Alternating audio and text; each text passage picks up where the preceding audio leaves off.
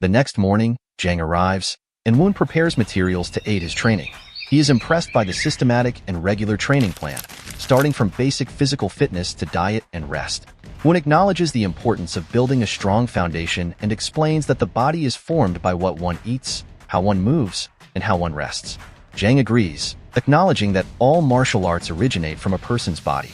Woon gives a thumbs up and suggests that they study the training method together to improve the martial arts of their divine cult. Secretary Jang agrees, and they begin their training. They do exercises like push-ups, pull-ups, and shoulder presses. Woon has been practicing for 2 weeks now, and his progress is impressive. He has 1 lap remaining to finish his running. A man from the brothel, Sang-Kwan-Hu, arrives and is shocked to learn that Woon is training. He can't believe the change in Woon's expression and demeanor. Woon shares with him that after coming back to life, he regrets his past behavior and wants to live life to the fullest. Woon proposes using him as a sparring partner, and they engage in combat. Hu quickly realizes that Woon has become a different person. Woon explains that he has an idea to train with him for a month, with the condition of giving his blue horse to Hu. The next day, Hu is out of breath from training with Woon. He has never experienced or seen this kind of physical strength training before. Woon is running ahead of Hu. Jang wonders if this training can be applied to ordinary warriors as well. He becomes a sample case to demonstrate the effectiveness of the training. After 1 month of training, Hu completes the program, providing enough data to apply the training to ordinary warriors. He asks Woon if he is really the same person and mentions that he has changed completely. He also expresses concern about Woon joining the competition for succession. He advises Woon to give up the successor's position and simply enjoy life. Worried about what might happen, Woon manages to convince Hu to help him change the divine demon sect and become a true friend who cares about him. Hu tearfully agrees to make the sect better without discrimination. Hu sells expensive items to rich people, accumulating 10 billion won in cash. With this newfound wealth, he feels ready to move on to the next phase of his plan. Hu and Woon continue training together as sparring partners. Despite Hu's disbelief, he witnesses firsthand how dedicated Woon is to his training. A flashback about his childhood training and his family's support. However, tragedy strikes when his mother dies, causing him to lose interest in martial arts. As an adult, he becomes involved in fighting and mistreating others. However, after Lee takes over his body, Woon's emptiness transforms into a desire for survival, and the real Woon resurfaces. He asks Hu for a favor, to introduce him to someone. The Heavenly Wolf Group is one of the 3 powerful combat forces within the Sun-Moon Divine Cult.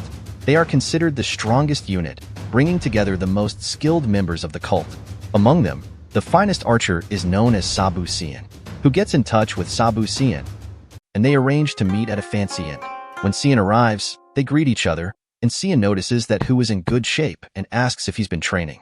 However, their conversation is interrupted by Woon, who approaches and bows his head respectfully. Sien's anger rises, as he remembers how Woon used to bully him during their time at the Heavenly Demon Academy. He is filled with a strong desire for revenge and vows to make sure that Woon, the jerk, disappears from his sight. Sien, filled with anger and a desire for revenge, launches an attack on Woon without hesitation.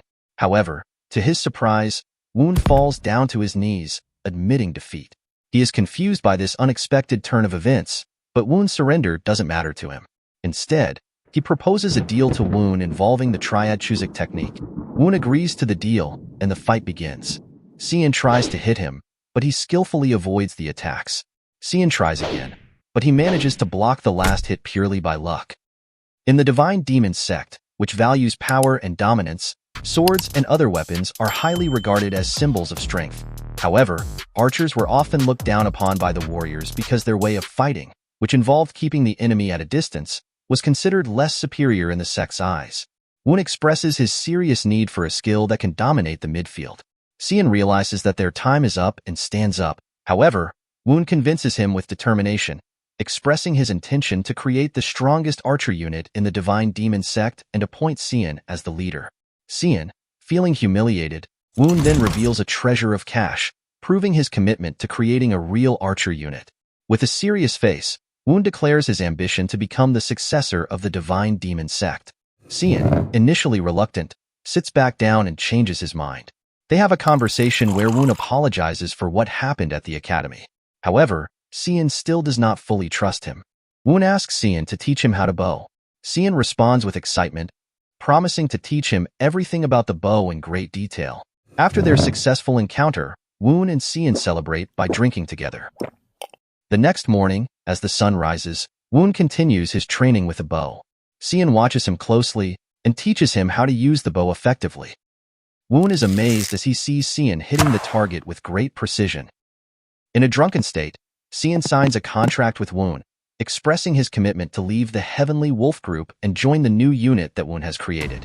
With this agreement, Woon gains the best archer in the novel, known as the Demonic Dragon Archer. In the novel, Cian is a character who would have become the right-hand person of the second young master. Together with the demonic tactician, they would have caused a lot of trouble for the protagonist. However, the main character had already killed Woon before Cian became the Demonic Dragon Archer, so their relationship doesn't even appear in the story.